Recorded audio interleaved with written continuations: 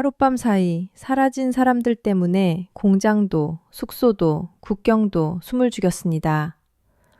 소문은 순식간에 번졌고 그 소문은 늘 그렇듯이 한 가지 결론으로 흘렀습니다. 보위부가 움직였다. 그날 새벽, 우리 지역에는 국가 비상령에 준하는 분위기가 내려앉았습니다. 검문이 늘었고 통인증 확인이 2배로 까다로워졌고 누가 누구와 눈을 마주치는지조차 기록되는 공기가 됐습니다. 국경 봉쇄라는 말이 입에서 입으로 옮겨다녔습니다. 봉쇄라는 단어 하나로 사람들은 바로 알아듣습니다. 더 이상 숨을 곳이 없다는 뜻이라는 걸. 우리는 아직 이름을 말할 수 없습니다. 우리는 그저 공장 여공 몇 명으로 불렸고 그 호칭은 동시에 낙인이었습니다. 평범하다고 믿었던 몸. 낮에는 기계 앞에 서서 있고 밤에는 줄을 서서 배급을 기다리는 몸. 그런데 그 평범함이 어느 순간 체제 전체를 흔드는 공포가 될 수 있다는 걸 누가 상상했을까요? 그 새벽, 보위부 차량이 공장 주변을 맴돌았습니다. 차 문이 열리고 닫히는 소리, 군화 밑창이 아스팔트에 찍히는 소리, 그리고 아무도 말하지 않는 침묵. 그 침묵 속에서 우리는 서로를 쳐다보지 않았습니다. 차비네치, 쳐다보는 순간 서로를 끌고 갈 수도 있다는 걸 알고 있었으니까요. 누가 없어졌지? 어느 반에서? 대화는 늘 한두 마디로 끝났습니다. 더 말하면 그 말이 증거가 되어 돌아오니까요. 우리에게는 선택지가 많지 않았습니다. 그날 이후 우리를 둘러싼 시간은 이전과 이후로 쪼개졌습니다. 이전에는 두려움이 일상이었고 이후에는 일상이 두려움 자체가 됐습니다. 공장 확성기 소리도 숙소 복도에 울리는 발걸음도 모두 같은 뜻으로 들렸습니다. 너희 중 누군가가 문제다. 우리는 그저 야간 교대에 들어갔을 뿐이었습니다. 평소처럼 어두운 작업복을 입고 손을 씻고 줄을 서서 출입문을 통과하려 했을 뿐이었습니다. 그런데 그 평소가 그날 밤 갑자기 금지된 기억이 되어버렸습니다. 사람들은 우리를 기억하려 하지 않았고 기억하는 사람은 먼저 입을 닫았습니다. 왜 그토록 큰 소동이었을까요? 왜 여공 몇 명의 이름이 국가를 흔드는 비상으로 바뀌었을까요? 도대체 우리는 무엇을 받고, 무엇을 들었고, 무엇을 선택했기에 보위부가 총동원되는 분위기까지 만들어졌을까요? 그 질문이 가장 무서운 이유는 답이 우리 안에 있다는 사실 때문이었습니다. 답을 알고 있는 사람이 많아질수록 그 사람은 사라지기 쉬워집니다. 북한에서는 아는 것이 죄가 될 때가 있습니다. 아니, 죄가 아니라 처벌의 이유가 됩니다. 그날부터 공장에서는 이상한 규칙이 생겼습니다. 야간 교대 인원 명단이 매번 바뀌었고 작업반장들이 말없이 종이를 접어 주머니에 넣었습니다. 우리는 그 주머니가 어디로 가는지 압니다. 보위부의 책상 위로 누군가의 생사와 함께 올라갑니다. 우리 중 누군가는 말했습니다. 이제부터는 한 사람이 실수하면 다 죽는다. 불어 그 말은 과장이 아니었습니다. 북한에서 집단은 보호가 아니라 묶임입니다. 플러팅은 한 줄로 묶인 줄은 동시에 끌려갈 줄이기도 합니다. 그리고 바로 그때부터였습니다. 우리는 서로를 지키기 위해 더 조용해졌고, 더 조심해졌고, 더 멀어졌습니다. 서로를 사랑하거나 미워할 틈도 없이 그저 살아남기 위해 움직였습니다. 우리가 움직인다는 사실 자체가 누군가에게는 증거가 될 수 있으니까요. 사람들은 밖에서 이런 말을 합니다. 탈북은 용기다. 하지만 그때 우리의 감정은 용기라기보다 공포에 가까웠습니다. 숨이 목에 걸린 듯한 공포. 문을 열 때마다 뒤를 보는 공포. 이름이 불릴까봐 잠을 자지 못하는 공포. 그리고 무엇보다 우리가 우리를 지켜야 한다는 공포. 그 새벽, 공장 담벼락 너머로 바람이 불었습니다. 우리는 그 바람 소리에서 이상하게도 경고를 들었습니다. 지금 여기서 멈추면 너희는 끝이다. 베니, 그런데 정말 끝일까요? 끝이라는 게 죽음만을 뜻할까요? 아니면 살아있어도 끝난 것처럼 살아야 하는 그 삶이 더 큰 끝일까요? 우리는 아직 말하지 못합니다.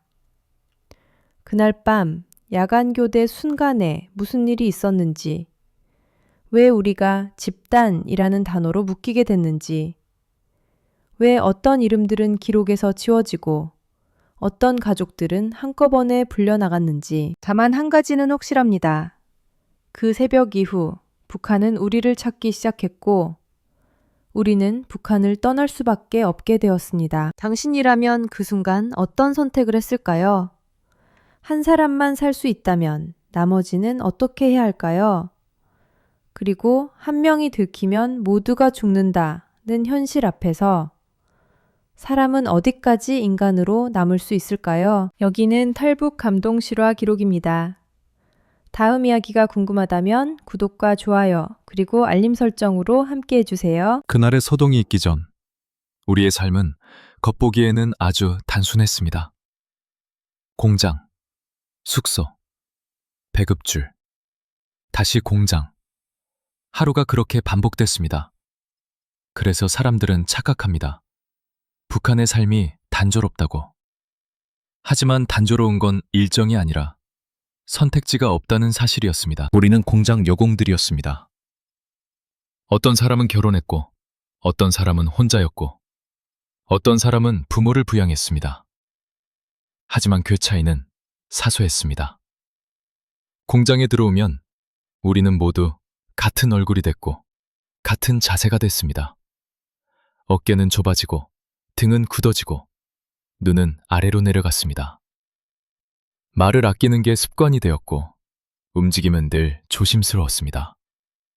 감정은 밖으로 나오기 전에 스스로 눌러야 했습니다. 감정이 커지면 누구든 눈에 띄기 마련이니까요. 공장은 늘 차가웠습니다. 전기가 들어오는 날도 있었고, 들어오지 않는 날도 있었습니다. 들어오는 날이라고 해도 오래가지 않았습니다. 기계는 잠깐 돌아가다 멈췄고, 우리는 그 멈춤 속에서 다시 줄을 섰습니다. 전기가 끊기면 공장 안은 더 조용해졌습니다. 조용해진 만큼 감시의 소리가 더 크게 들렸습니다. 누군가의 기침, 종이 넘기는 소리, 반장의 발걸음. 겨울이 오면 난방은 말 그대로 운이었습니다. 석탄이 내려오면 조금 따뜻했고, 내려오지 않으면 손끝이 저렸습니다. 우리는 장갑도 마음대로 낄 수 없었습니다. 규정이 있었고, 규정은 늘 통제를 위해 존재했습니다. 손이 얼어도 규정은 바뀌지 않았습니다. 규정이 바뀌는 일은 체제가 흔들릴 때뿐이니까요. 배급은 늘 부족했습니다. 하지만 부족한 배급보다 더 무서운 건 배급이 벌처럼 사용되는 순간이었습니다. 누군가가 문제를 일으켰다고 판단되면 그 사람의 몫이 줄어듭니다. 때로는 가족의 몫까지 함께 줄어듭니다. 그럼 사람들은 알아서 입을 닫습니다. 내가 말하면 우리 집이 굳는다는 계산이 몸속에서 자동으로 돌아가니까요. 우리에게는 이동도 자유가 아니었습니다.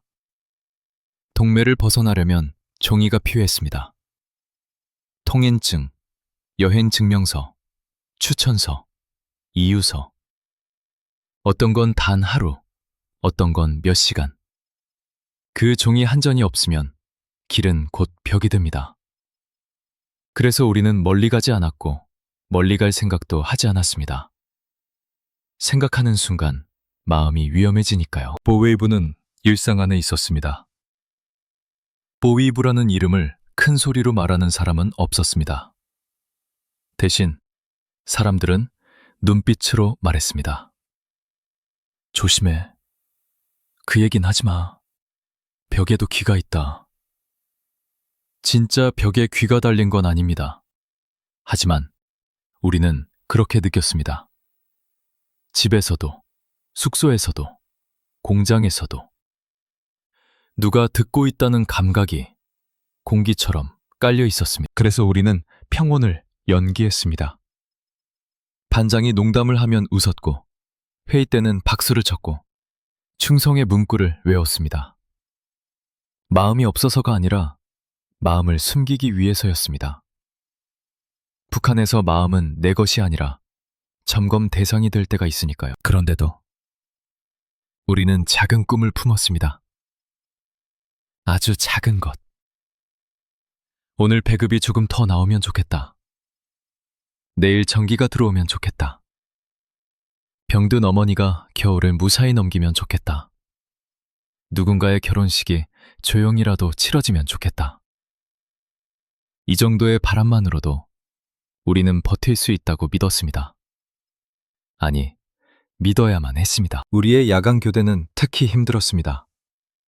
밤은 더 어둡고, 공장은 더 차갑고, 감시는 더 날카로웠습니다.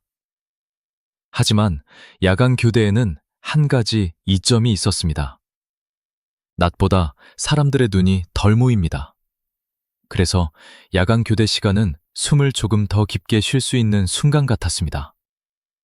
모두가 피곤하고, 모두가 말이 없고, 모두가 빨리 끝나길 바라니까요. 그때까지 우리는 몰랐습니다.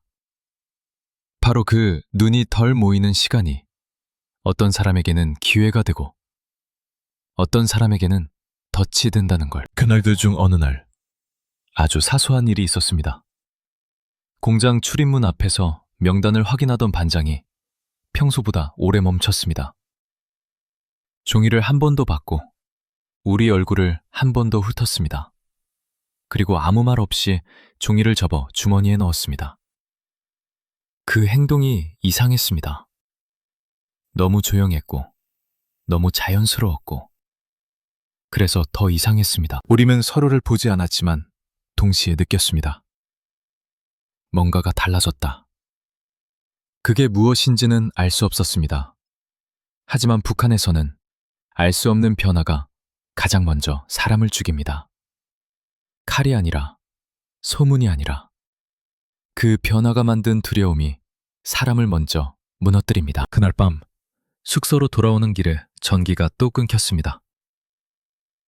거리의 불빛이 사라지자 어둠은 더 깊어졌고 사람들의 속삭임은 더 낮아졌습니다. 그리고 누군가가 아주 작은 목소리로 말했습니다. 요즘 보위부가 공장 주변에 자주 온대. 딱 그 한마디였습니다. 한마디였는데 우리의 하루가 갑자기 무거워졌습니다. 정말 우연이었을까요? 반장이 종이를 접어넣던 그 순간도, 전기가 끊기던 그 밤도, 그 속삭임도, 아니면 이미 그때부터 우리는 누군가의 시선 안에 들어가 있었던 걸까요? 그때는 몰랐습니다. 다만 아주 작고 이상한 디테일 하나가 우리 마음에 박혔습니다. 그날 이후로 공장 정문 옆에 있던 경비가 바뀌었습니다. 얼굴이 처음 보는 사람이었고 눈이 너무 오래 머물렀습니다. 우리에게서, 우리 손에서, 우리 주머니에서. 그 작은 변화가 나중에 우리의 모든 것을 바꿔놓게 될 줄은 그때는 정말 몰랐습니다. 변화는 언제나 아주 작게 시작됩니다. 그래서 우리는 처음엔 그걸 기분 탓이라고 부릅니다. 스스로를 안심시키기 위해서입니다. 북한에서 기분 탓이라는 말은 두려움을 삼키는 가장 흔한 방식이니까요. 그날도 그랬습니다. 야간 교대에 들어가기 전 우리는 출입문 앞에 줄을 섰습니다. 평소와 똑같은 줄, 똑같은 순서, 똑같은 침묵. 그런데 그날은 확인 절차가 유난히 길었습니다. 통행증을 넘기는 손이 느렸고 시선이 얼굴에서 쉽게 떨어지지 않았습니다. 이름을 부르지 않고 번호만 확인하는 방식이었는데도 이상하게 숨이 막혔습니다. 한 사람이 서류를 받지 못하고 잠시 옆으로 불려나갔습니다. 아주 짧은 순간이었습니다. 1분도 되지 않았습니다. 그래서 더 무서웠습니다. 누군가를 데려가는데 긴 설명은 필요 없다는 걸 우리는 알고 있었으니까요. 왜요? 그 여공이 조심스럽게 물었습니다. 가만히 있어.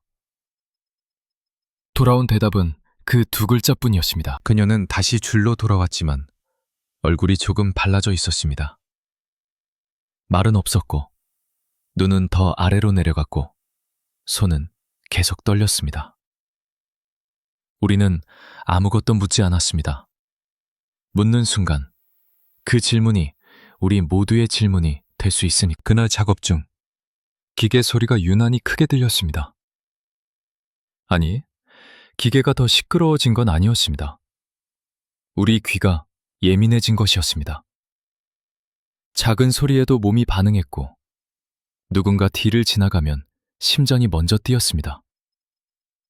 이런 상태가 되면 사람은 스스로를 믿지 못하게 됩니다. 내가 과민한 건가? 라는 생각이 먼저 들고 그 생각이 두려움을 더 키웁니다. 휴식 시간에 물을 마시던 중 반장이 우리 쪽을 오래 바라봤습니다. 그 눈빛은 질문 같기도 했고 확인 같기도 했습니다. 그는 아무 말도 하지 않았습니다. 대신 시계를 한 번 보고 우리를 한 번 보고 다시 시계를 봤습니다. 그 반복이 의미하는 바를 우리는 너무 잘 알고 있었습니다. 시간은 기록된다는 뜻입니다. 언제 누가 어디에 있었는지 다 남는다는 뜻. 그날 밤 숙소로 돌아왔을 때 누군가가 속삭였습니다. 오늘 보이부에서 사람 왔대. 목소리는 너무 낮아서 말이라기보다 숨에 가까웠습니다. 누구? 우리가 묻자 그 사람은 고개를 저었습니다. 모른대. 이름도 안 알려주고 그냥 조사만 했대. 조사. 에서 조사는 질문이 아닙니다. 이미 변론이 정해진 상태에서 이유를 끼워 맞추는 과정입니다. 그리고 그 과정에 들어간 사람은 예전의 삶으로 돌아오지 못하는 경우가 많습니다. 그날 이후 아주 사소한 것들이 달라지기 시작했습니다.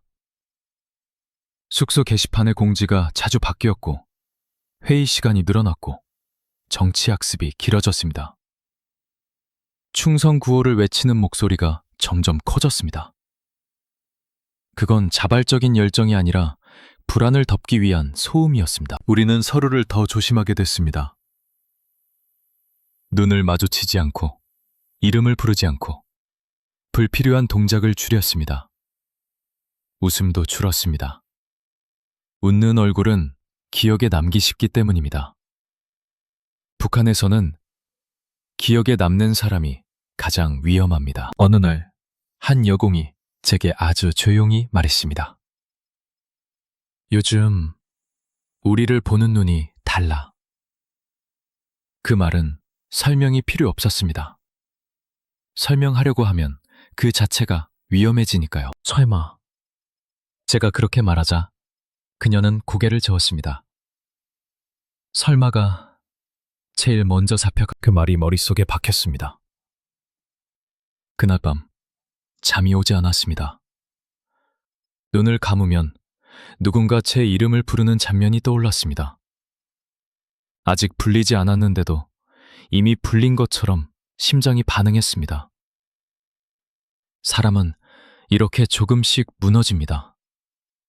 한 번에 무너지는 게 아니라 매일 조금씩. 며칠 뒤 공장으로 가는 길에서 종이 한 장이 전달됐습니다.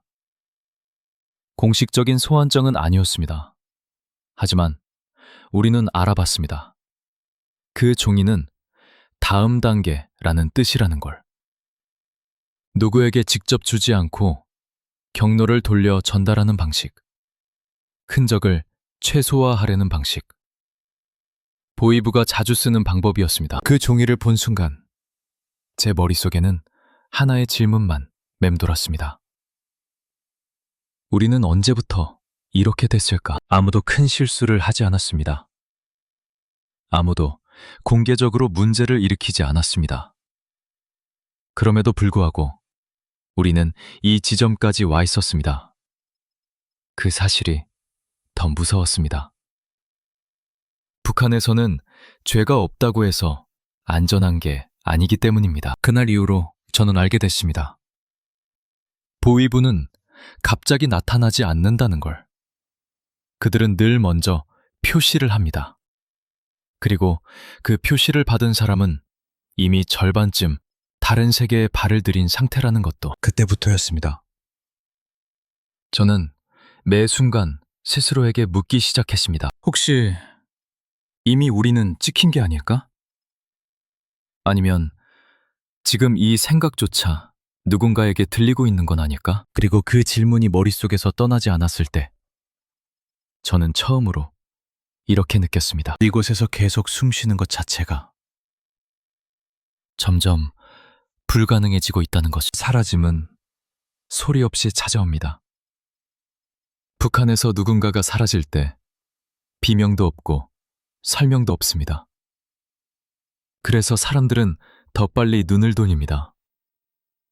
오래 바라보면 그 시선이 자기에게 돌아올 수 있다는 걸 알기 때문입니다. 그날 아침 한 여공의 자리가 비어 있었습니다.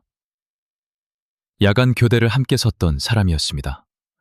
늘 같은 줄에 서 있었고 늘 같은 시간에 작업복을 입던 사람이었습니다. 그런데 그날은 아무 말도 없이 아무 흔적도 없이 사라졌습니다. 반장은 출근 점호에서 그녀의 이름을 부르지 않았습니다.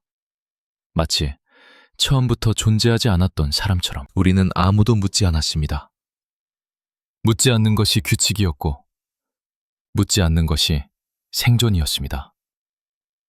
하지만 묻지 않아도 모두 알고 있었습니다. 불려갔다는 걸. 그리고 그 불려감이 무엇을 의미하는지도. 그날 오후 숙소 방장이 조용히 말했습니다. 요즘은 이름이 불리지 않는 게 제일 낫다. 그 말은 위로가 아니었습니다. 경고였습니다. 며칠 뒤 또 한 사람이 보이지 않았습니다. 이번에는 작업 반장이 잠깐 자리를 비운 사이였습니다. 그녀의 물건은 그대로 남아 있었습니다. 작업복, 물통, 작은 천 주머니. 돌아올 생각이 없다는 뜻이 아니라 돌아올 기회를 주지 않았다는 뜻이었습니다. 북한에서는 짐을 챙길 시간이 주어지지 않습니다.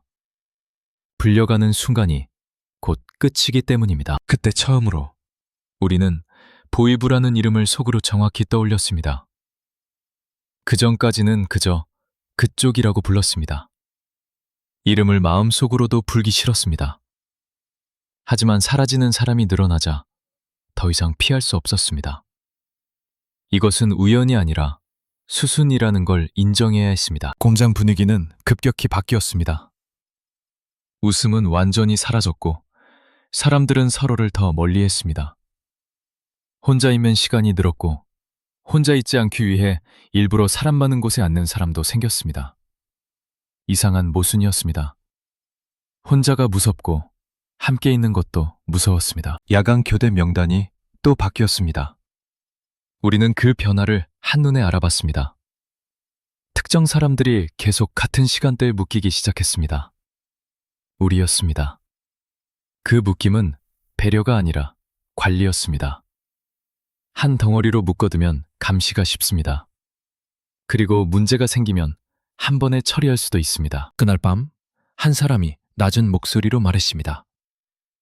이러다 우리 전부 같이 불려가는 거 아니야?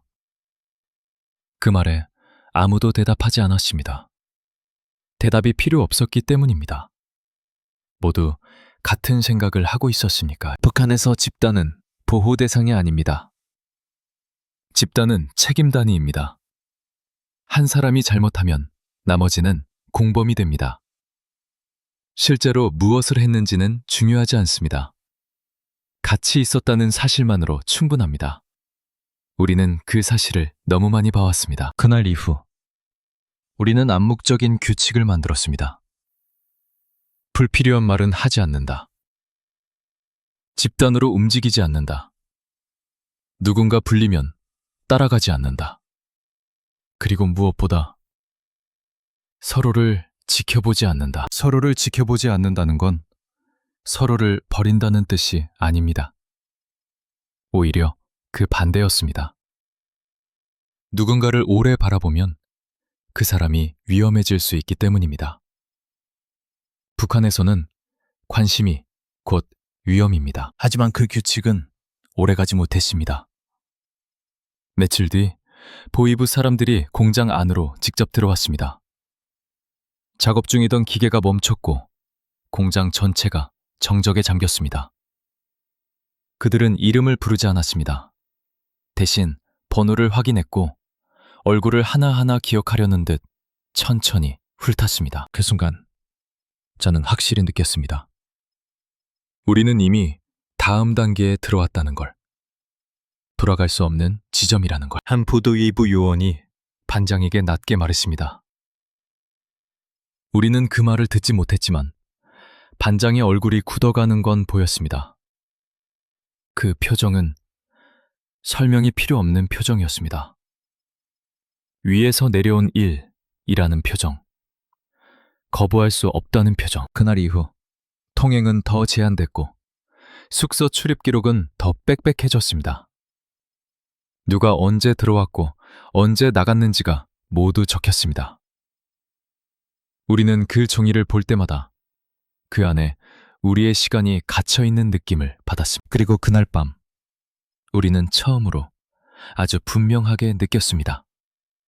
이제는 개인의 문제가 아니라는 걸. 이제는 나만 조심하면 된다는 단계가 아니라는 걸. 만약 한 사람이 더 사라진다면, 만약 한 사람이 더 불린다면, 그 다음은 우리 모두일지도 모른다는 것을 그때 누군가 아주 조용히 말했습니다. 이대로 있으면 다 같이 끝나. 그 말에는 공포도 과장도 없었습니다. 그냥 사실이었습니다. 그 순간 우리 안에서 무언가가 바뀌기 시작했습니다. 아직 행동으로 드러나지는 않았지만 생각의 방향이 달라졌습니다. 살아남는 방법을 이 안에서 찾을 수 없다는 깨달음.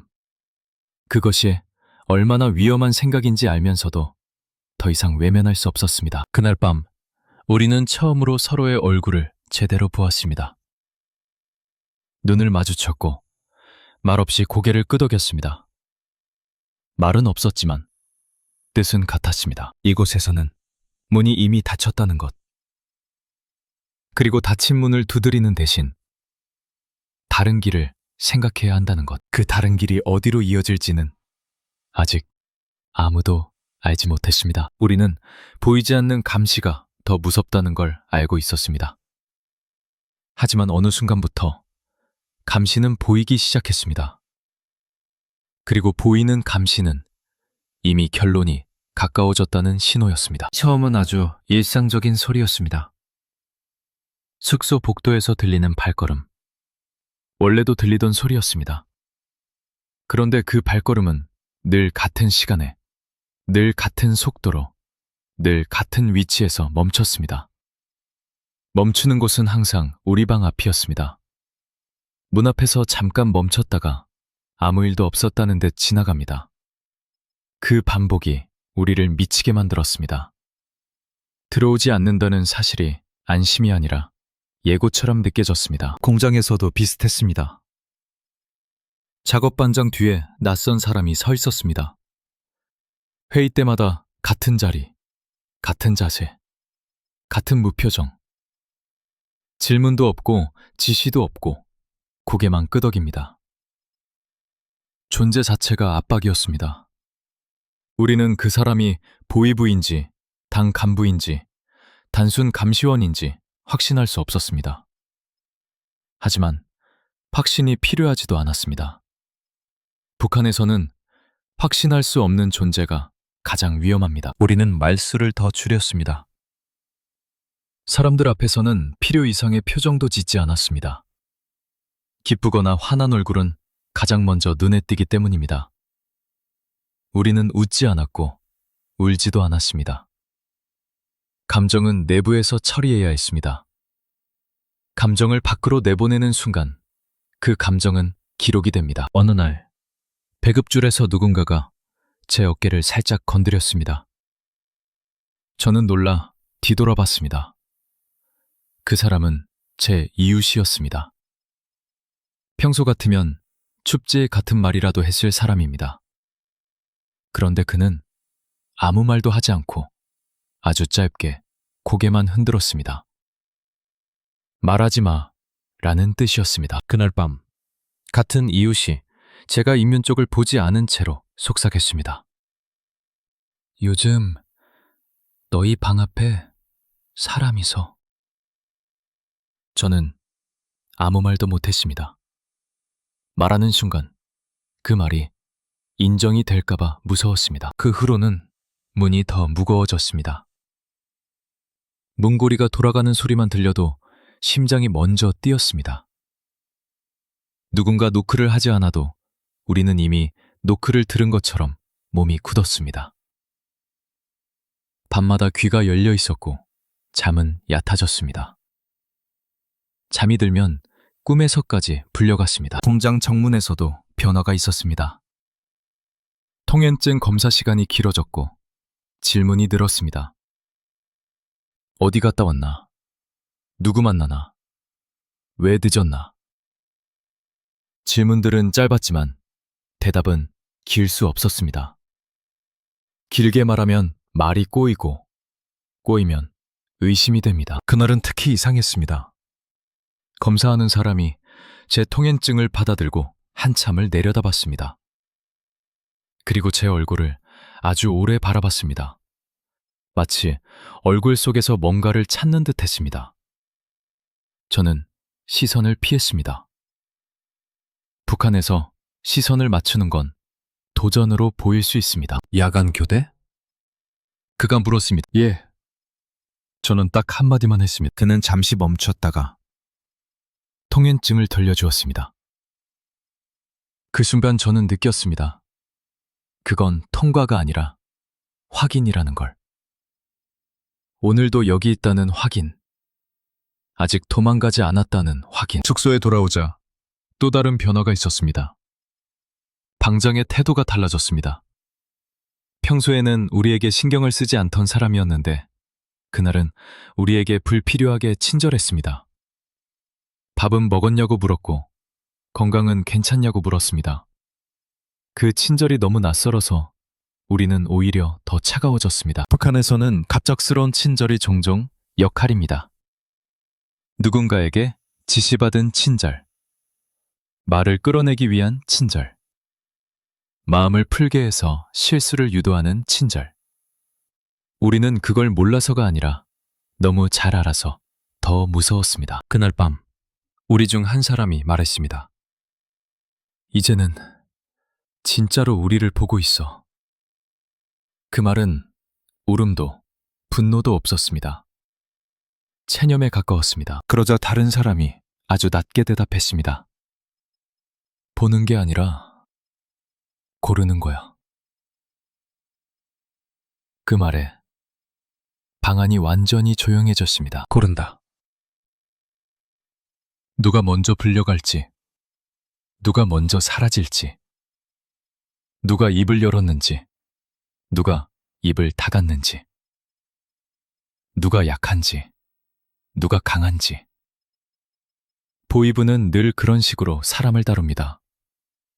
사람을 사건으로 보지 않고 재료로 봅니다. 우리는 그날부터 서로의 생활을 아주 구체적으로 점검하기 시작했습니다. 하지만 공개적으로는 할 수 없었습니다.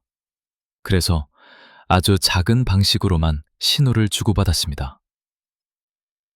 물을 가져오는 순서, 배급줄에서의 위치, 밤에 불을 끄는 시간, 누가 먼저 문을 잠그는지. 그 작은 행동들이 우리의 언어가 됐습니다. 그러던 어느 날, 우리의 방문이 아주 조용히 열렸다가 닫혔습니다. 누가 들어온 것도 아니고 누가 나간 것도 아니었습니다.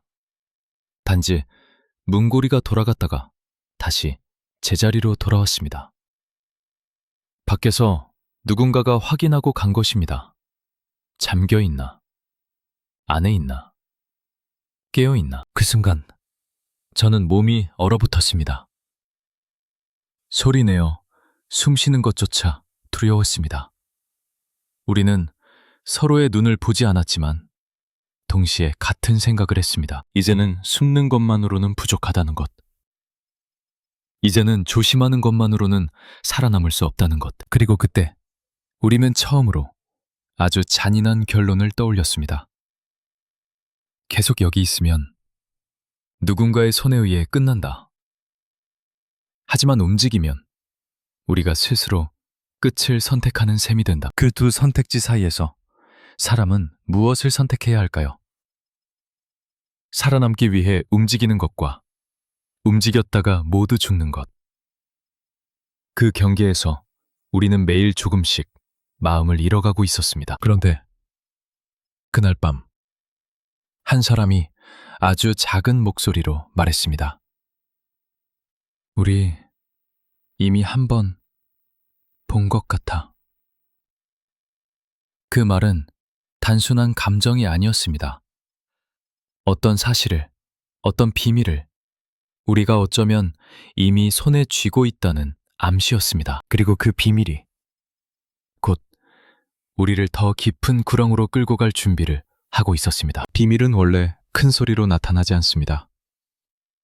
오히려 너무 작아서 처음에는 비밀인지조차 알기 어렵습니다. 하지만 한 번 알아차리는 순간 그 비밀은 사람을 가만두지 않습니다. 숨을 쉬게도 잠을 자게도 하지 않습니다. 그날 새벽, 야간 교대가 끝난 뒤였습니다. 우리는 평소처럼 작업장을 정리했고 기계를 멈췄고 아무 일도 없었다는 얼굴로 줄을 섰습니다. 그런데 그때 한 여공이 제 손목을 아주 살짝 잡았습니다. 힘은 없었고 눈길도 없었습니다. 그저 잠깐이라는 신호였습니다. 창고 쪽 사람들이 잘 오지 않는 통로에서 그녀가 말했습니다. 어젯밤 명단이 바뀌었어. 그 말은 질문도 아니고 보고도 아니었습니다. 그냥 사실이었습니다. 또?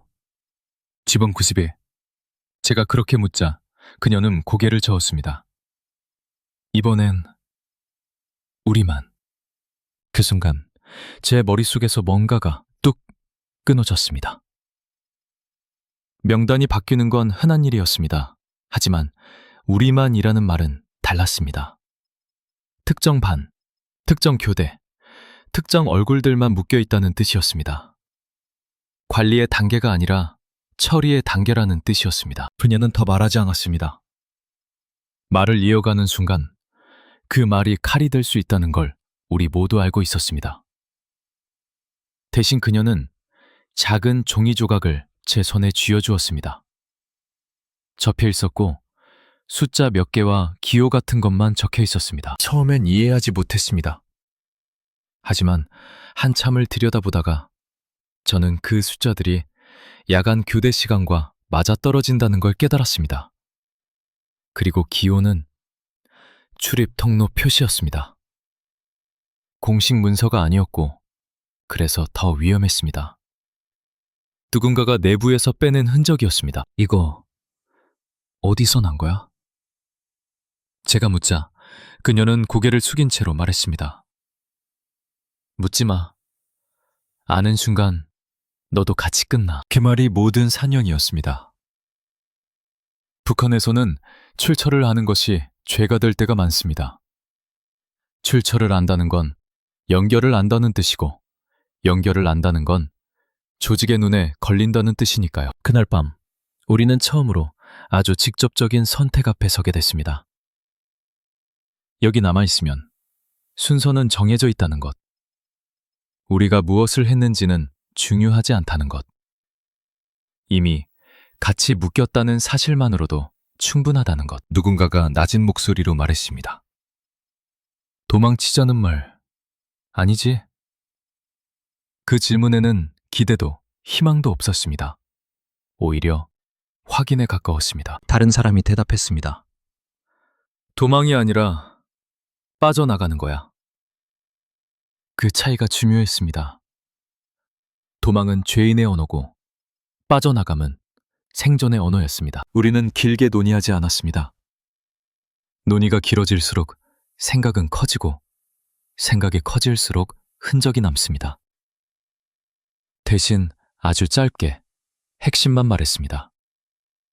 언제, 몇 명, 누구와, 그리고 만약의 경우 한 사람이 들키면 누군가가 묻자 방안이 조용해졌습니다. 잠시 후 가장 나이가 많은 여공이 말했습니다. 그럼 나머지는 가. 그 말은 희생을 자초하는 선언이 아니었습니다. 집단이 살아남기 위한 계산이었습니다. 북한에서는 감정으로 결정을 내리면 모두 죽습니다. 그 순간 저는 깨달았습니다. 이 선택은 용기가 아니라 강요라는 것을. 우리가 원해서 하는 선택이 아니라 남아있으면 확실히 끝난다는 계산 끝에 나온 선택이라는 것을. 그날 이후 우리의 관계는 달라졌습니다. 서로를 더 아끼게 된 것도 아니고 더 멀어진 것도 아니었습니다. 대신 서로를 확인하게 됐습니다. 눈빛 하나, 숨 고르는 방식 하나, 물을 마시는 순서 하나까지. 누군가 흔들리면 그 흔들림이 모두의 위험이 되니까. 그리고 그날 밤 우리는 각자 아주 짧은 생각을 했습니다. 부모의 얼굴, 아이의 얼굴, 남겨질 사람들의 얼굴.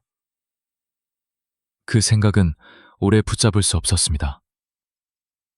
오래 붙잡는 순간 마음이 무너질 수 있으니까요. 마지막으로 누군가가 말했습니다. 이 일, 여기서 끝나면 안 돼. 그 말은 도망이 아니라 단절을 뜻했습니다. 이 체제와의 단절, 이 삶과의 단절, 다시 돌아오지 않는 단절. 그 순간 저는 확실히 알았습니다. 이제 우리는 더 이상 이곳의 사람이 아니라는 것을. 아직 국경을 넘지도 않았고 아직 한 발짝도 떼지 않았지만 마음은 이미 여기에서 벗어났다는 것을. 그리고 그 깨달음이 가장 위험하다는 것도 알고 있었습니다. 마음이 먼저 떠나면 몸은 곧 따라오게 되어 있습니다. 보이부가 가장 먼저 잡아내는 것도 바로 그 떠난 마음이니까요. 그날 이후 우리는 말하지 않고도 알게 됐습니다. 이제 선택은 끝났다는 것을. 남은 건 준비뿐이라는 것을. 그날 이후 공김은 완전히 달라졌습니다. 아무도 우리에게 조사 중이다라고 말하지 않았지만 우리는 매 순간 그 말을 듣는 것처럼 살았습니다. 말보다 더 정확한 건 분위기였고 분위기는 이미 결론을 알고 있었습니다. 연락이 하나씩 끊기기 시작했습니다. 숙소 전원은 자주 먹통이 됐고 공장 외부와 연결되는 통로는 이유 없이 닫혔습니다. 누군가는 기계 점검이라고 했고 누군가는 상부 지시라고 했습니다. 하지만 우리는 알았습니다. 이건 점검이 아니라 고립이라는 걸. 사람들이 우리를 피하기 시작했습니다. 예전에는 말없이 옆에 서 있던 사람들마저 이제는 방향을 틀었습니다. 눈을 마주치지 않았고 이름을 부르지 않았습니다. 그게 그들이 할 수 있는 최대한의 배려라는 것도 알고 있었습니다. 가까이 있으면 함께 묶일 수 있으니까요. 잠시는 더 노골적이 됐습니다. 공장 안에서 이동할 때마다 같은 그림자가 따라붙었습니다. 속도를 늦추면 같이 늦추고 멈추면 멈췄습니다. 돌아보지 않아도 느낄 수 있었습니다.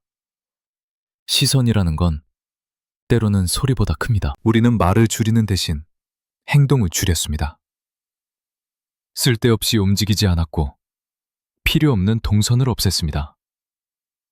배급줄에서도 화장실에서도 항상 같은 위치를 유지했습니다.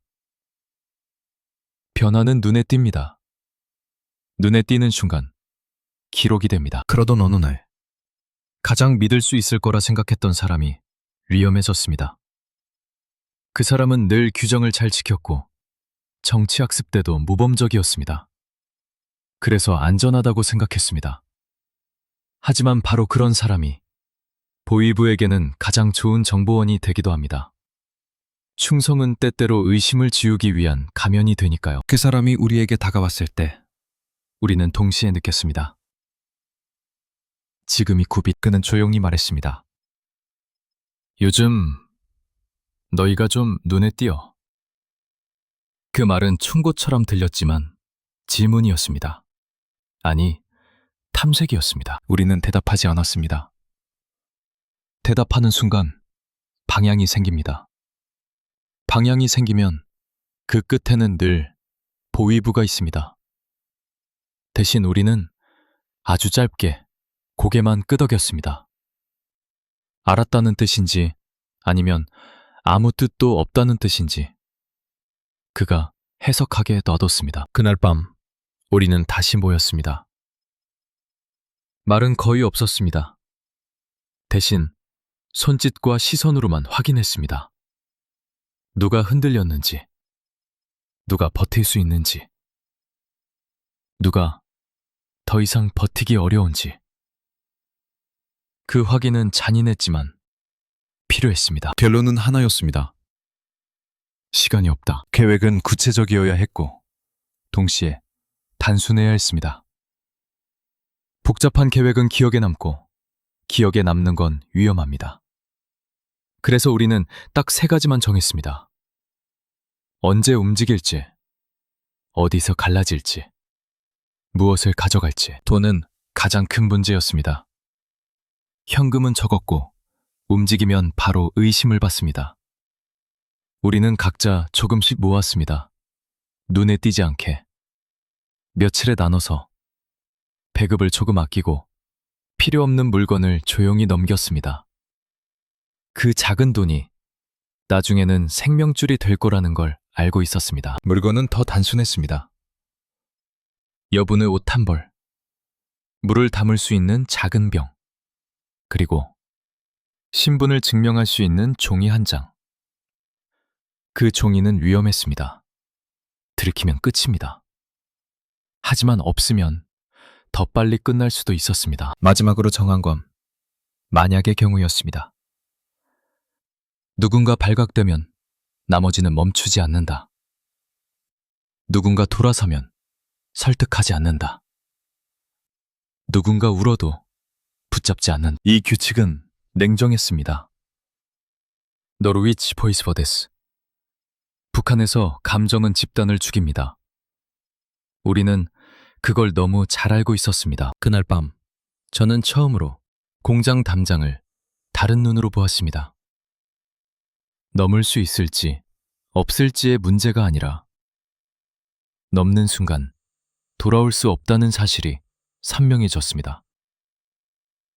그 생각이 무서웠지만 동시에 이상하게도 마음이 가벼워졌습니다.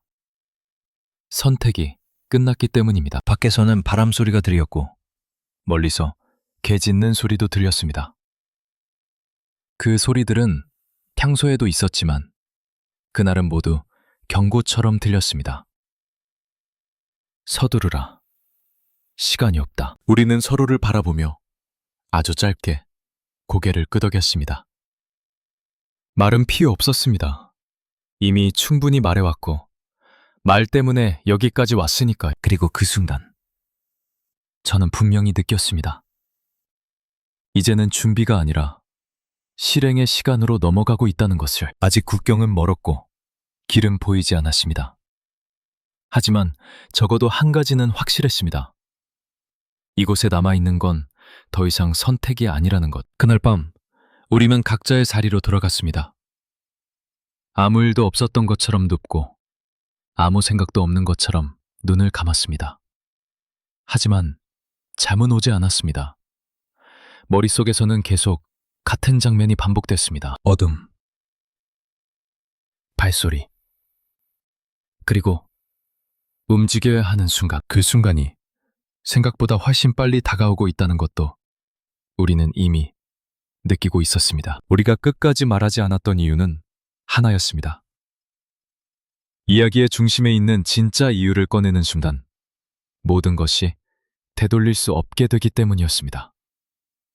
그리고 그 이유는 단순히 여공 몇 명이 사라졌다는 수준이 아니었습니다. 그날 밤 우리는 처음으로 퍼즐이 맞춰지는 소리를 들었습니다.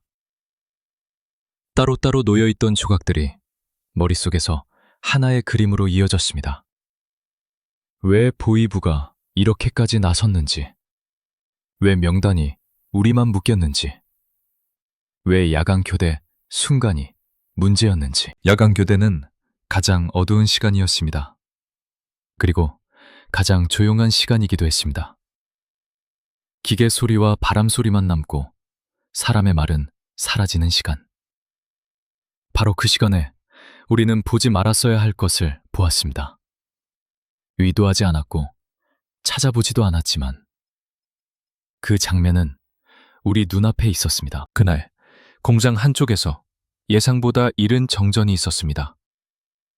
기계가 멈추고 경고등이 꺼지고 공간이 완전히 어두워졌습니다. 그런 정전은 흔했습니다. 그래서 처음에는 아무도 이상하게 생각하지 않았습니다. 문제는 그 다음이었습니다. 정전이 길어졌고 평소라면 바로 나타났을 관리 인원이 오지 않았습니다. 그 틈에 우리는 닫혀 있어야 할 문이 열려 있는 걸 보았습니다. 아주 조금. 틈이라고 부르기에도 애매한 정도였습니다. 하지만 북한에서는 그 아주 조금이 가장 위험합니다. 누군가가 속삭였습니다. 저기, 저 문. 그 말은 질문이 아니었습니다. 이미 모두가 보고 있었으니까요. 문 너머에는 우리가 알고 있던 공장과는 전혀 다른 풍경이 있었습니다. 낯선 상자들, 군용 표식, 숫자와 코드, 그리고 평소에는 보지 못하던 사람들이었습니다. 그들의 움직임은 익숙했습니다. 군인들이었습니다. 그리고 그 물건들도 너무 익숙했습니다. 교과서에서, 정치학습에서 늘 우리의 자랑이라고 배우던 것들. 그 순간 우리는 이해했습니다. 이 공장이 단순한 민수 공장이 아니라는 것을. 그리고 우리가 서 있던 이 자리가 체제에 민감한 지점이라는 것을. 아무도 큰 소리를 내지 않았습니다. 비명을 지르지도 다가가지도 않았습니다. 그저 보았습니다. 너무 오래 보지는 않았습니다. 오래 보는 순간 기억이 선명해지고 선명해진 기억은 죄가 되니까요. 하지만 이미 늦었습니다.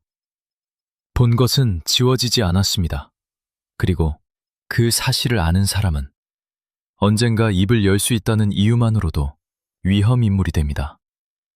우리는 그 규칙을 너무 잘 알고 있었습니다. 그날 이후 모든 반응이 선영됐습니다. 보위부의 총동원, 국경 봉쇄 이야기, 웨이즈 야간 교대 인원에 대한 집요한 관리. 문제는 우리가 무언가를 훔쳤다거나 폭로하려 했다는 게 아니었습니다. 문제는 우리가 봤다는 사실 하나였습니다. 북한에서는 보는 것만으로도 충분히 죄가 됩니다. 그 사실을 깨닫는 순간 방 안의 공기가 무거워졌습니다. 누군가가 아주 낮게 말했습니다. 이건 그냥 불려가는 문제가 아니야. 다른 사람이 대답했습니다. 알아. 이건 정리 대상이야. 정리. 그 단어는 모든 설명을 대신했습니다. 조사를 위한 불림이 아니라 흔적을 없애기 위한 처리. 질문은 필요 없고 기록도 남길 필요 없는 단계. 우리가 그 단계에 들어왔다는 걸 모두가 동시에 이해했습니다. 그날 밤부터 공장 주변의 분위기는 완전히 달라졌습니다. 외부 차량이 늘었고 통행 검문은 더 잦아졌고 이동은 거의 불가능해졌습니다. 숙소 근처에는 낯선 사람들이 배치됐고 우리는 이유를 묻지 않아도 알 수 있었습니다. 감시가 아니라 차단이 시작된 것입니다. 우리는 더 이상 선택을 미룰 수 없게 됐습니다. 남아있으면 우리가 본 것을 이유로 사라질 것이고 움직이면 다른 종류의 지옥이 기다리고 있을지도 모릅니다. 하지만 적어도 움직이면 가능성은 남습니다. 그날 우리는 처음으로 국경 이야기를 아주 구체적으로 꺼냈습니다. 두만강, 압록강. 어느 쪽이 더 멀고 어느 쪽이 더 위험한지, 계절은 어떤지, 경비는 어떻게 바뀌는지. 이야기는 짧았고 결정은 빨랐습니다. 시간이 없었기 때문입니다. 이미 그들은 움직이고 있었고 우리가 다음이라는 걸 숨기지 않았습니다. 그리고 바로 그날 밤 공장 안에 공지가 붙었습니다. 야간 교대 전면 재조정, 브레이킹 외부 이동 제한 강화, 특정 인원 별도 관리. 그 공지를 보는 순간 우리는 서로를 보지 않아도 알았습니다. 이제는 계획이 아니라 실행만 남았다는 것을. 왜 이렇게까지 했을까요? 왜 여공 몇 명이 본 장면 하나로 체제가 흔들릴 정도의 반응을 보였을까요? 그 답은 간단했습니다. 체제는 사람보다 비밀을 더 중요하게 여기기 때문입니다. 그리고 우리는 그 비밀의 한가운데에 서 있었습니다. 준비라는 말은 그때의 우리에게 너무 평온하게 들렸습니다. 우리가 하고 있던 건 준비라기보다 정리였습니다. 이곳에서의 삶을 하나씩 정리하는 일. 남길 수 없는 것과 가져가야 할 것을 구분하는 일. 그리고 무엇보다 마음을 떼어내는 일이었습니다. 브로커 이야기는 조심스럽게 나왔습니다. 북한에서 브로커는 희망이자 동시에 가장 큰 위험입니다. 살려줄 수도 있고 팔아넘길 수도 있습니다. 같은 입으로 도와준다고 말하고 다른 입으로 값을 올립니다. 우리는 그 사실을 몰라서가 아니라 너무 잘 알아서 더 두려웠습니다. 믿을 수 있어? 누군가가 물었습니다. 믿는 게 아니라 선택하는 거야. 가장 차분한 사람이 그렇게 말했습니다. 선택이라는 단어는 책임을 동반합니다. 실패했을 때 누구를 탓하지 않겠다는 뜻이기도 했습니다. 연결은 간접적이었습니다. 직접 이름을 부르지 않았고 직접 장소를 정하지도 않았습니다. 누군가의 친척, 그 친척의 지인, 그 지인의 또 다른 지인. 그렇게 몇 겹을 돌아서야만 닿는 선이었습니다. 그 선이 끊어지면 사람도 함께 끊어질 수 있다는 걸 우리는 알고 있었습니다. 돈은 예상보다 더 많이 필요했습니다. 국경을 넘는 값, 숨어 지내는 값, 이동하는 값, 침묵을 사는 값, 사람의 입을 막는 값. 모든 단계마다 숫자가 붙었습니다. 우리는 그 숫자를 들을 때마다 사람이 아닌 물건이 된 느낌을 받았습니다. 하지만 그 감정에 오래 머물 수는 없었습니다. 감정은 사치였고 우리는 이미 사치를 부릴 위치가 아니었습니다. 준비는 조용히 해야 했습니다. 하루에 한 가지씩만 움직였습니다. 오늘은 옷, 내일은 돈, 모레는 물. 한 번에 많이 움직이면 흔적이 남습니다. 흔적은 질문을 부르고 질문은 조사를 부릅니다. 그래서 우리는 일부러 더 느리게 움직였습니다. 가장 힘든 건 아무 일도 없는 척 연기하는 일이었습니다. 공장에서는 여전히 기계 앞에 섰고 정치학습에서는 고개를 끄덕였고 구호를 외칠 때는 남들보다 박자를 맞췄습니다. 평소보다 더 모범적으로 행동했습니다. 의심을 지우기 위해서가 아니라 의심을 늦추기 위해서였습니다. 시간을 벌기 위해서였습니다. 밤이 되면 우리는 아주 짧게 만났습니다. 말은 거의 없었습니다. 대신 물건을 확인했고 눈빛으로 묻고 고개로 대답했습니다. 누군가의 손이 떨리면 다른 사람이 그 손을 잠깐 덮었습니다. 위로가 아니라 진정이었습니다. 흔들리면 안 됐습니다. 지금은 그날 중 하나의 밤 예상하지 못한 소식이 들려왔습니다. 중국 쪽 단속이 강화됐다는 이야기였습니다. 공안이 움직이고 있고 붙잡히면 바로 북송된다는 말. 그 말은 우리를 얼어붙게 만들었습니다. 국경을 넘는 것보다 넘고 난 뒤가 더 위험해질 수 있다는 뜻이었으니까요. 늦춰야 하나? 누군가가 조심스럽게 물었습니다. 잠시 침묵이 흘렀습니다. 그리고 한 사람이 말했습니다. 늦추면 여기서 먼저 불려가. 그 말로 논의는 끝났습니다. 우리는 늘 두 위험 중 하나를 골라야 했습니다. 더 위험해 보이는 쪽이 아니라 더 확실한 쪽을 피하는 선택. 여기 남는 건 너무 확실한 끝이었습니다. 출발 시간은 밤이었습니다. 야간 교대가 끝난 직후 모두가 가장 지쳐있고 가장 무감각해지는 시간. 그 틈을 노렸습니다.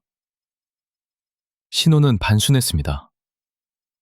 불이 2번 깜빡이면 움직인다. 3번이면 멈춘다. 이런 신호는 아이들 놀이처럼 보이지만 실제로는 가장 안전한 방식이었습니다. 마지막 점검을 하던 그 순간 문제가 생겼습니다. 우리 중 한 사람의 이름이 갑자기 다른 명단에서 불렸다는 소식이었습니다. 공식 소환은 아니었지만 호출은 호출이었습니다. 이유는 없었고 시간만 정해져 있었습니다. 그 소식을 들은 순간 방 안의 공기가 얼어붙었습니다. 계획이 들킨 걸까요? 아니면 우연일까? 우리는 서로를 보았습니다. 아무도 말을 하지 않았습니다. 말이 나오기 전에 각자의 계산이 끝났기 때문입니다. 이대로 가면 위험합니다. 하지만 멈추면 더 위험해집니다. 그때 그 사람이 말했습니다. 나 먼저 갈게. 그 말은 희생이 아니었습니다. 선택이었습니다. 계획을 살리기 위한 선택. 모두가 알면서도 아무도 먼저 말하지 못했던 선택. 우리는 고개를 끄덕였습니다. 붙잡지 않았고 설득하지도 않았습니다. 그게 우리가 합의한 규칙이었으니까요. 한 사람이 흔들리면 모두가 흔들립니다. 그날 밤 우리는 짐을 다시 확인했습니다. 너무 많지도 너무 적지도 않게. 남기고 가는 것들에 대해 생각하지 않으려고 애썼습니다. 생각하는 순간 발이 떨어지지 않을 것 같았기 때문입니다. 그리고 저는 그때 처음으로 이런 생각을 했습니다. 혹시 이 준비가 끝나기도 전에 모든 게 무너질 수도 있지 않을까? 혹시 오늘 밤이 우리가 이 땅에서 보내는 마지막 밤이 아닐까? 그 불안은 지워지지 않았습니다. 오히려 점점 선명해졌습니다. 우리는 알고 있었습니다. 계획은 이미 완벽하지 않다는 걸. 그리고 완벽하지 않은 계획으로 우리는 곧 목숨을 걸게 될 거라는 걸. 그 밤은 유난히 길었습니다. 시계는 잘 움직이지 않았고 시간은 일부러 우리를 시험하는 것처럼 느리게 흘렀습니다. 그리고 바로 그 느린 시간 속에서 우리는 다음 날이 아니라 다음 순간을 기다리고 있었습니다. 그 밤은 이상할 만큼 길었습니다. 시계는 분명 움직이고 있었지만 시간은 앞으로 가지 않는 것처럼 느껴졌습니다. 초침이 한 바퀴 도는 동안 머릿속에서는 수십 번의 끝이 지나갔습니다. 잡히는 장면, 불려가는 장면, 누군가의 이름이 다시는 불리지 않는 장면. 우리는 그 모든 장면을 미리 겪고 있는 기분이었습니다. 야간 교대 전, 우리는 각자의 자리에 흩어졌습니다. 너무 오래 함께 있으면 눈에 띕니다. 그래서 일부러 따로 움직였습니다. 익숙한 동선, 익숙한 표정, 익숙한 무표정. 오늘만큼은 평소보다 더 정상적이어야 했습니다. 마지막까지 의심을 늦추기 위해서였습니다. 작업장은 조용했습니다. 기계 소리는 낮았고 사람들의 말은 거의 없었습니다. 모두가 피곤했고 그래서 더 위험했습니다. 피로는 판단을 흐리게 하고 흐려진 판단은 실수를 부릅니다. 우리는 서로를 보지 않았지만 동시에 같은 생각을 했습니다. 지금은 흔들리면 안 된다. 성전은 예정에 없었습니다. 하지만 그날 밤 불이 한번 깜빡였습니다. 아주 짧게. 약속된 신호는 아니었습니다. 그런데도 심장이 먼저 반응했습니다. 2번이면 움직이고 3번이면 멈춘다. 우리는 그 규칙에 몸이 길들여져 있었습니다. 두 번째 깜빡임은 없었습니다. 그래서 우리는 계속 일을 했습니다. 손은 기계를 따라 움직였고 눈은 바닥을 향했습니다.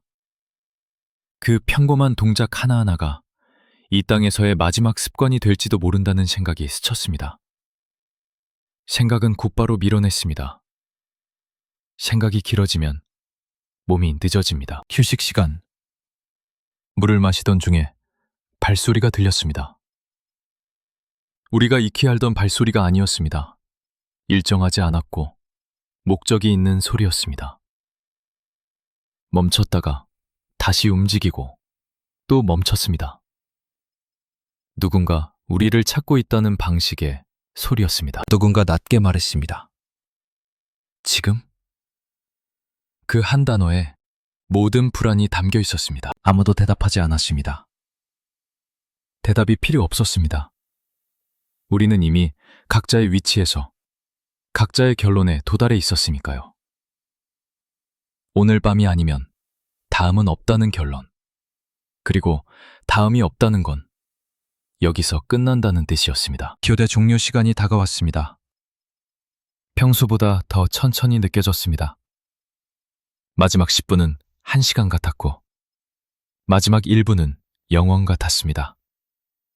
기계를 멈추는 손이 떨렸지만 우리는 그 떨림을 숨겼습니다.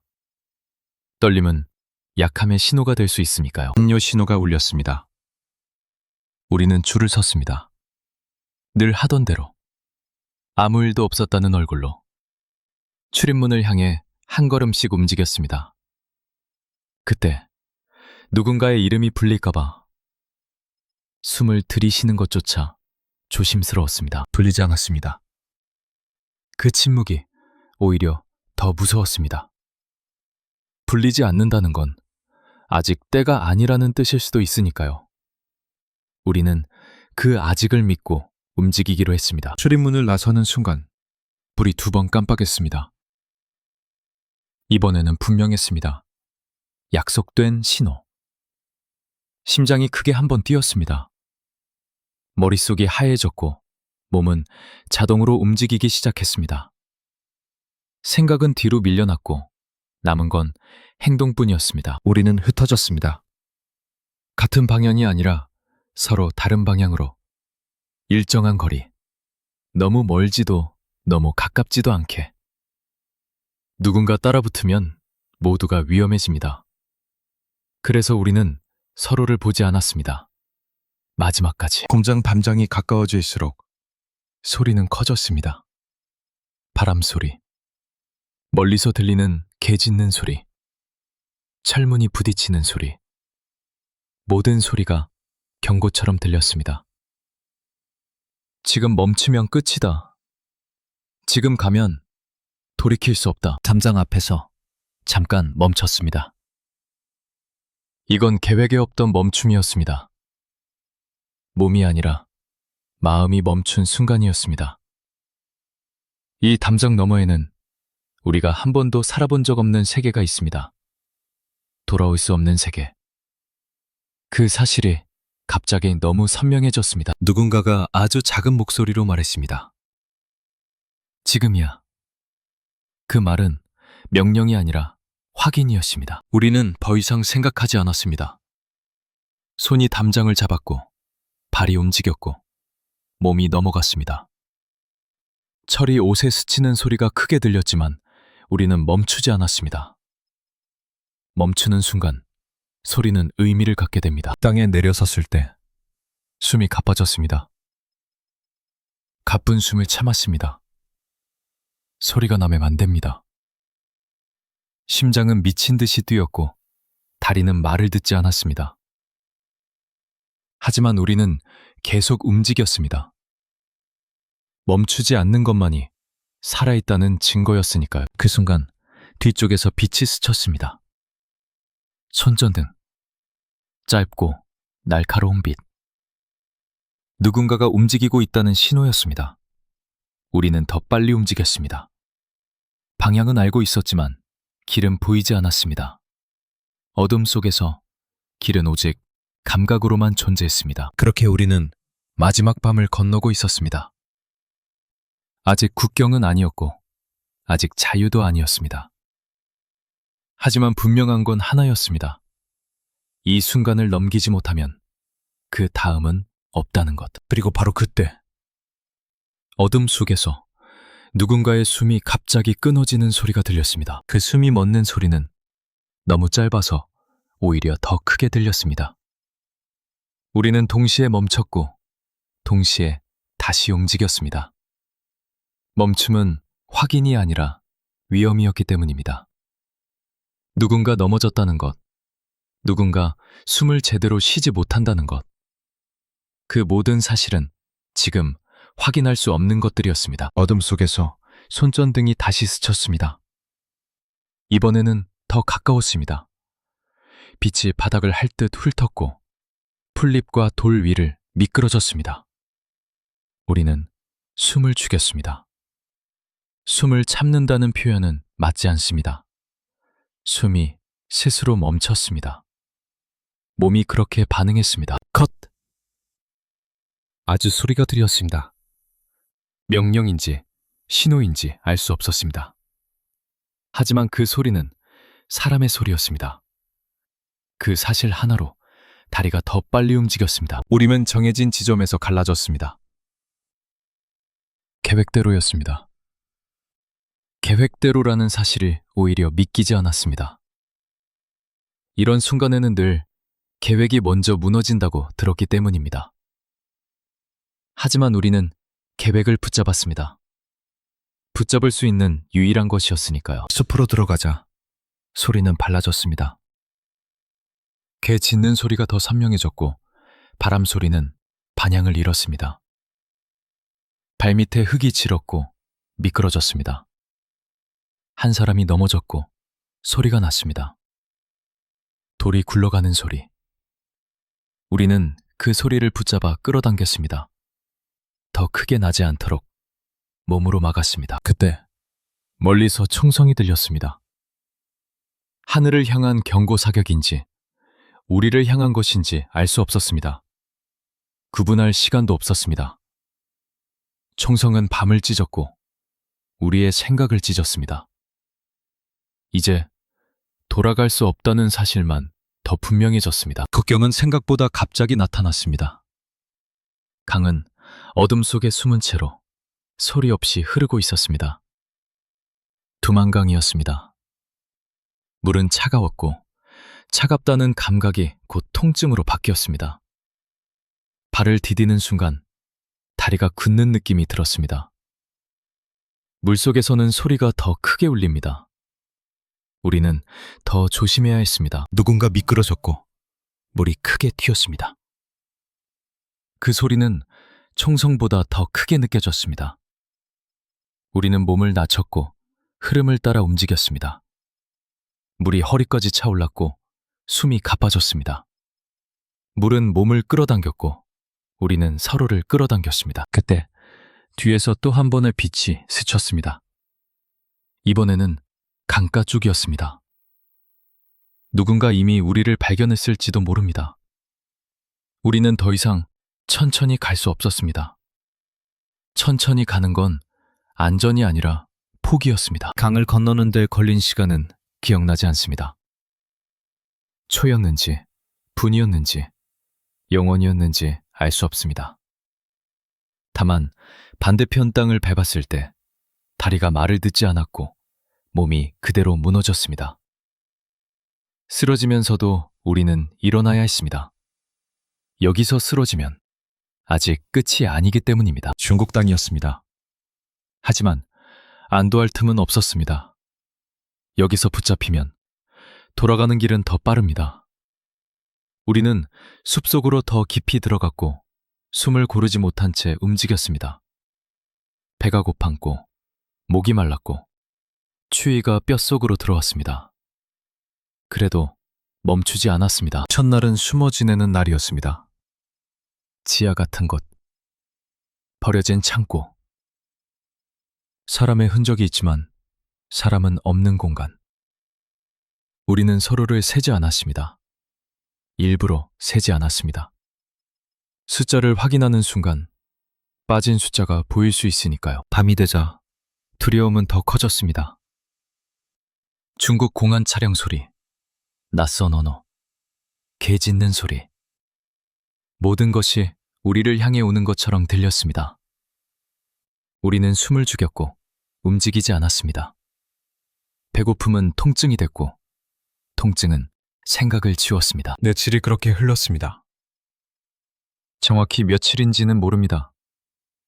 해가 뜨고 지는 것만으로 시간을 셌습니다.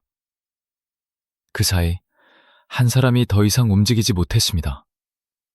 열이 올랐고 기침이 멈추지 않았습니다. 우리는 선택해야 했습니다. 모두 함께 남을 것인지, 일부가 먼저 움직일 것인지. 아무도 크게 말하지 않았습니다. 눈빛으로, 고개로, 아주 짧은 손짓으로 결정했습니다.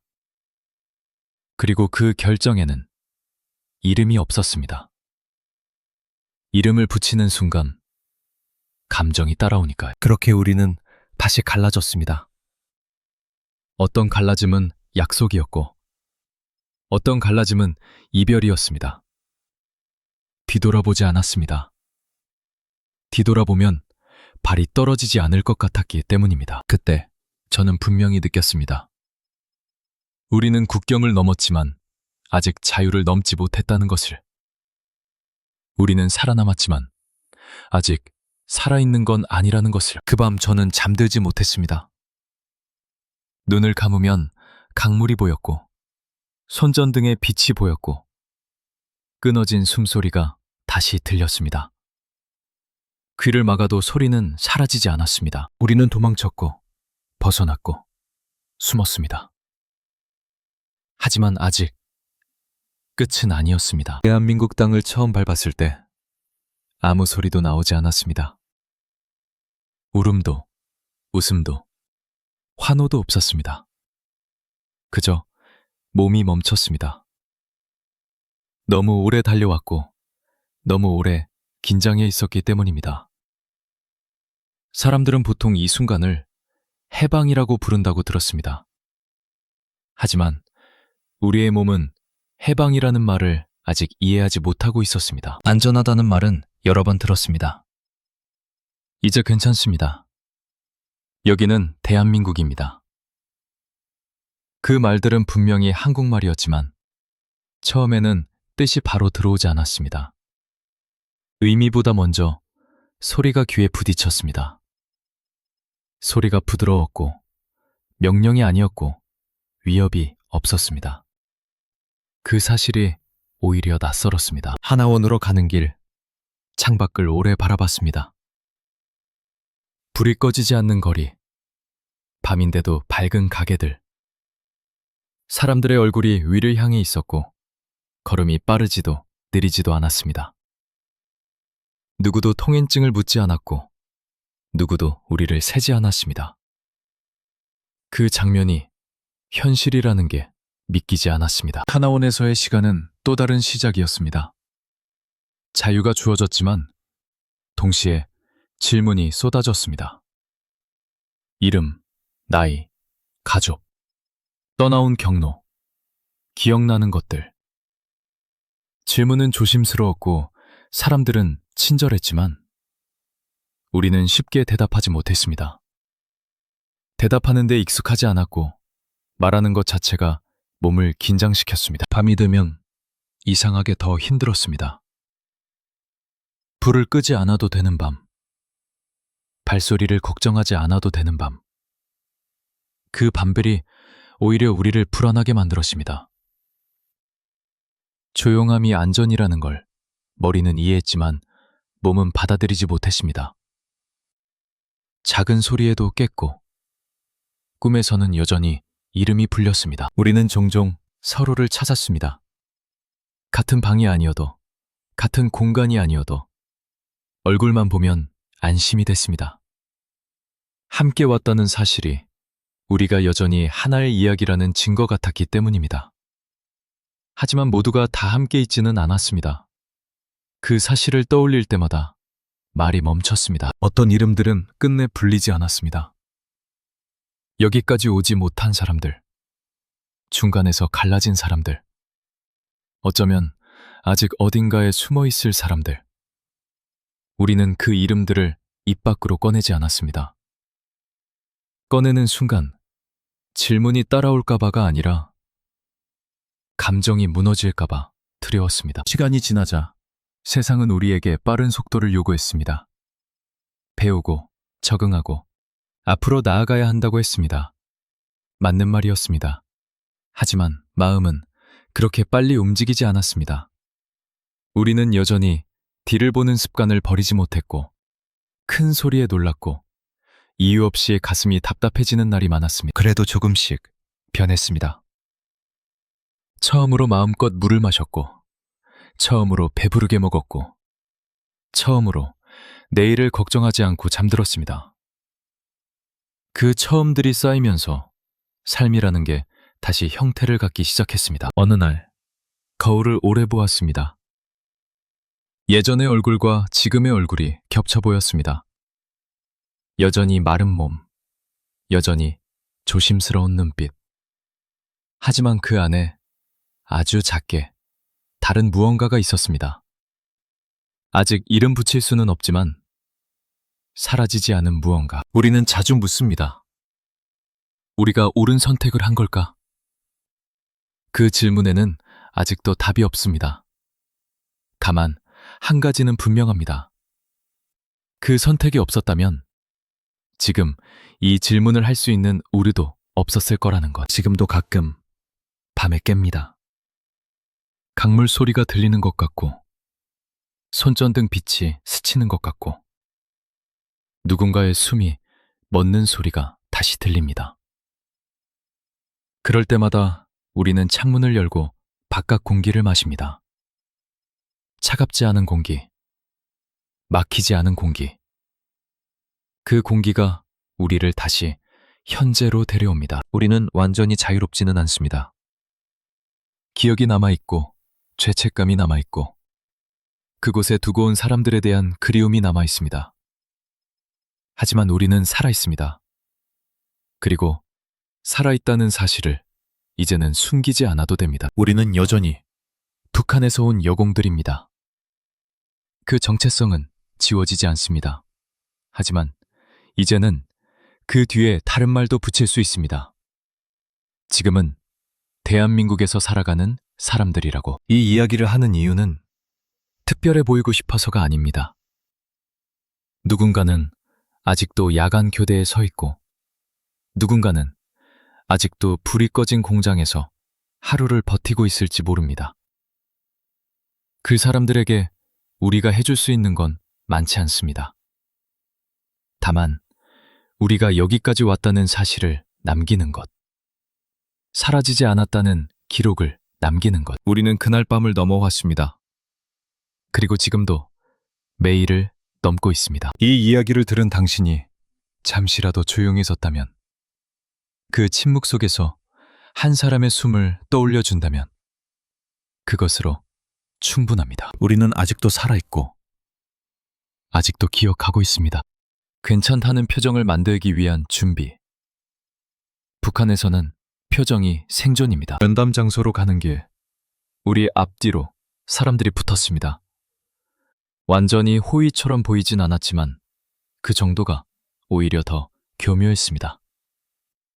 우연히 같은 길을 걷는 사람들, 우연히 같은 속도로 걷는 발걸음, 우연히 멈추면 같이 멈추는 그림자. 우리는 한 번도 뒤를 돌아보지 않았습니다. 뒤를 돌아보는 순간 확인이 되고, 확인은 인정이 되니까요. 사무실 문 앞에서 나는 문패를 보았습니다. 부의부라는 글자는 없었습니다. 대신 애매한 기관명. 이런 곳이 더 위험합니다. 정체를 숨긴 기관은 책임도 숨길 수 있으니까요. 문이 열리고 차가운 공기가 얼굴을 스쳤습니다. 그리고 그 안에서 내가 본 첫 번째 것은 사람의 얼굴이 아니라 비어있는 의자였습니다. 누군가 먼저 앉아 있어야 할 자리인데 비어 있었습니다. 그 의자는 우리 넷 중 사라진 한 사람의 자리일 수도 있었고 앞으로 사라질 누군가의 자리일 수도 있었습니다. 그때 나는 확실히 느꼈습니다. 이제 문은 닫혔다. 우리가 원하든 원하지 않든 이 이야기는 부의부의 손안으로 들어갔다. 만약 한 명이 이미 끌려갔다면 다음은 누구일까? 그리고 그 다음은 우리 셋이 동시에 될 수도 있지 않을까? 나는 그 질문을 삼키며 방 안으로 들어갔습니다. 면담이 끝났다고 해서 끝난 게 아니었습니다. 오히려 그때부터 시작이었습니다.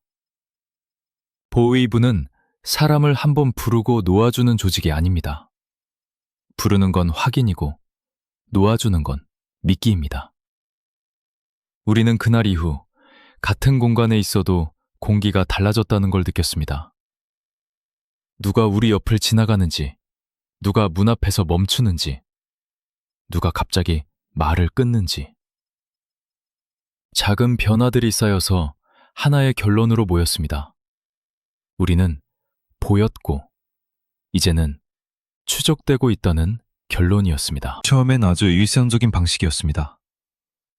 복도 끝에서 들리던 발소리가 매일 같은 시간에 우리 쪽으로 가까워졌다가 멀어졌습니다.